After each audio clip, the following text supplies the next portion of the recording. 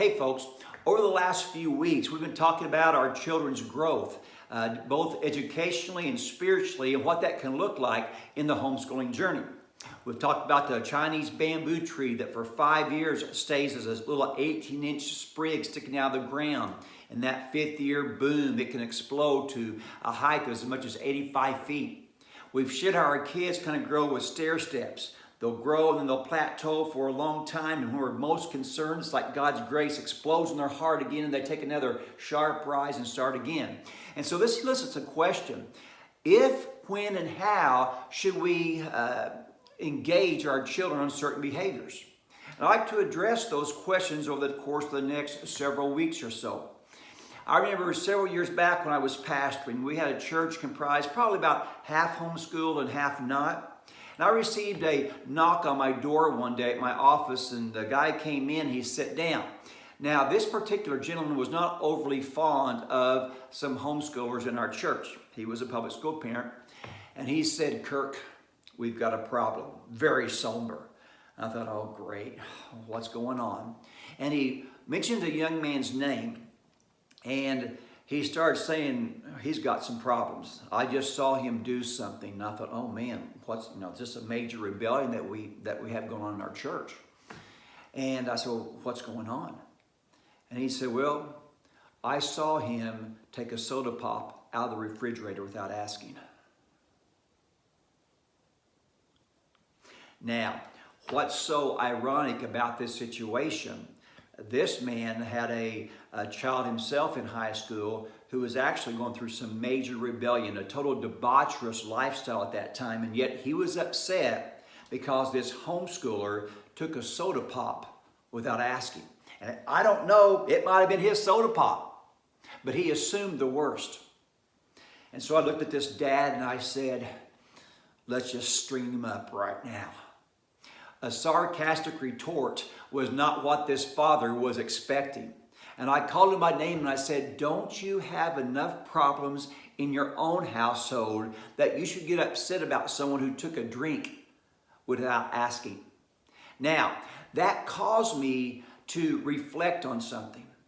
How easy it is for us as parents to be more concerned about someone else's approval or acceptance, or the stage of growth at where our child is at that time. Does that make sense? It's so easy to worry about jumping through somebody else's hoops rather than guarding the lives of our children. A question that we must ask ourselves is, first of all, if we should even deal with our kids' behavior. Because sometimes it's just a matter of growth. I'll be honest with you. There are sometimes my kids have said things and done things over the years that they were a little bit embarrassing. I wish they wouldn't have done or said those things, but it's not a big deal. But sometimes it crosses somebody else's preference, or it just is a pet peeve that somebody has, and they think they have the right to tell you how to raise your kids. And it can cause us as parents to maybe jump in on our kids when it's just a matter of just sitting back and let that behavior take care of itself. We don't need to make mountains out of molehills. And sometimes we parents can get pressured into doing that very thing. So today I want to encourage you, before you just go, if someone comes and shares something about your child, we don't want to always think our kids are right. I hope we understand that. But many parents, especially homeschooling parents, are quicker to believe the worst. I mean, we're very serious about homeschooling, and we want to really watch out for sin in our kids' lives.